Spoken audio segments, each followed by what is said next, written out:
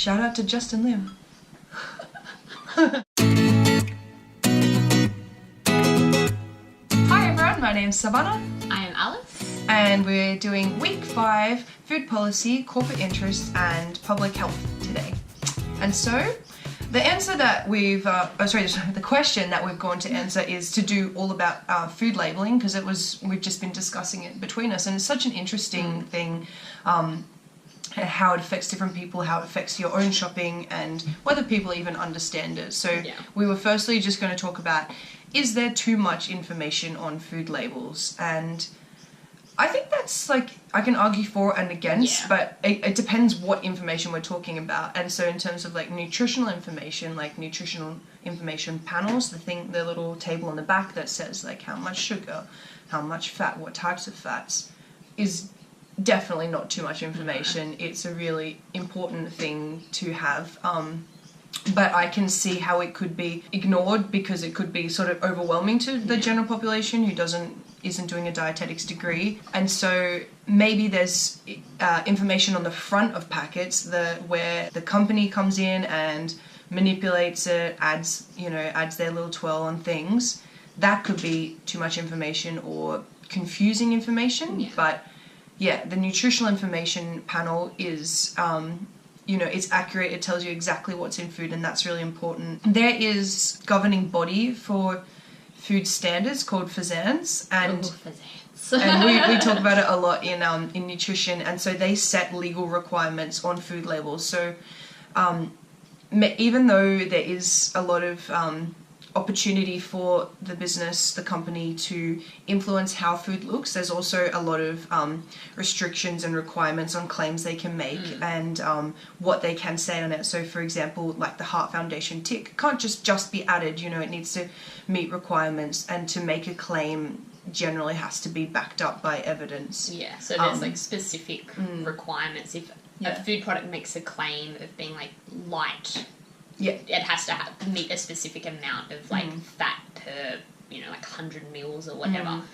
So it is very strictly set out in our laws, which I think is a very good thing, because definitely. you look at America, where they just don't seem to care about food labeling, or you can say whatever you want about food, and it's but you're lying, or it's but that's not right. But another one interesting case is the health star rating, which is a voluntary label that, so as the company, you can opt to have it or not. And it will get rated, and so it is good in that you can therefore pick up two similar products and compare, but at the same time it's all relative. I think that's the thing people don't realise, is that health star rating it's specific to foods of the same group. So you can't take a thing of yogurt and a muesli bar and be oh, the muesli bar has a 4 health star rating and the yogurt has a 3.5, so therefore the yogurt's healthier. It's no, it's only between muesli bars and yogurts. And I think that's something that a lot of people don't realise. And also it is very easy for the consumer just to pick up and say this one's better than this one, but at the same time it doesn't go into depth about how they've made that decision. So for example, if you're really after a muesli bar that's high in fibre, maybe this is based as well on sugar content and something. So it's helpful, but also very basic in a sense that it's not too detailed. And so we thought, as a second question that we'd like to answer, what is the range of social values that are depicted on food labels? And so you just have to look around the supermarket to see there is a whole bunch of signs and symbols that mean a whole bunch of different things.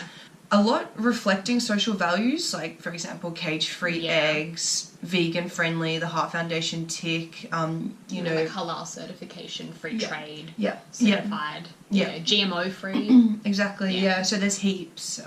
Some are more of a social thing, maybe just a personal value, as opposed to something, obviously halal is a very strict religious classification. So they do range a lot. When you see organic, fair trade coffee, it just makes you question what is meant exactly by organic, and it's such clever marketing. Is that just organic, a product that you're selling? I think organic in marketing terms does not translate to organic in a consumer's mind.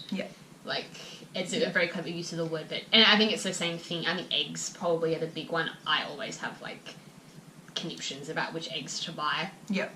Like, and I would never buy caged eggs. It's like cage-free, free range. Yeah, organic, free range. And I'm like, oh, what does it actually like mean? Yeah.